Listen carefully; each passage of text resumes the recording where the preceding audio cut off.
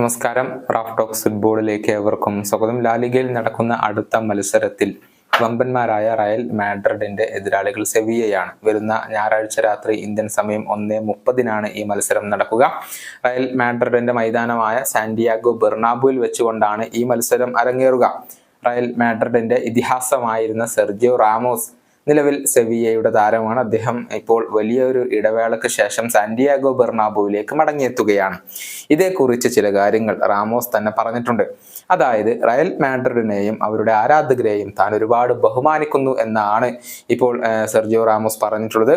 റയലിനെതിരെ goal അടിച്ചാൽ താൻ സന്തോഷിക്കുമെന്നും പക്ഷെ ആഘോഷിക്കില്ല എന്നും റാമോസ് ഇപ്പോൾ പറഞ്ഞിട്ടുണ്ട്. ഡസൻ എന്ന മാധ്യമത്തോട് സംസാരിക്കുകയായിരുന്നു അദ്ദേഹം. റാമോസിന്റെ വാക്കുകൾ ഇങ്ങനെയാണ്: എനിക്ക് റയൽ മാഡ്രിഡിനോടും അവരുടെ ആരാധകരോടും ഒരുപാട് ബഹുമാനമുണ്ട്.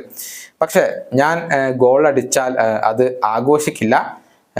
ഗോൾ നേടാൻ കഴിഞ്ഞാൽ അതൊരു ഭാഗ്യമാണ്. ഗോൾ അടിച്ചുകൊണ്ട് പോയിന്റുകൾ ലഭിച്ചാൽ 3 പോയിന്റുകൾ ലഭിച്ചാൽ ഞാൻ സന്തോഷവാനാകും.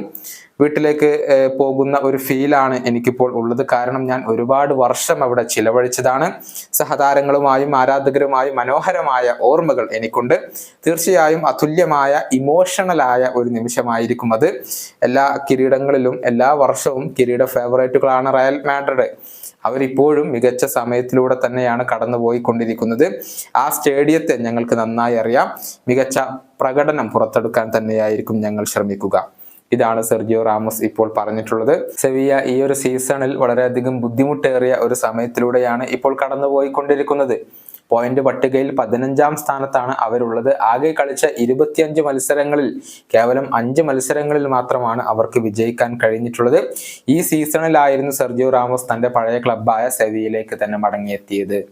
ഈ വീഡിയോ അവസാനിപ്പിക്കുന്നു. കാണാം.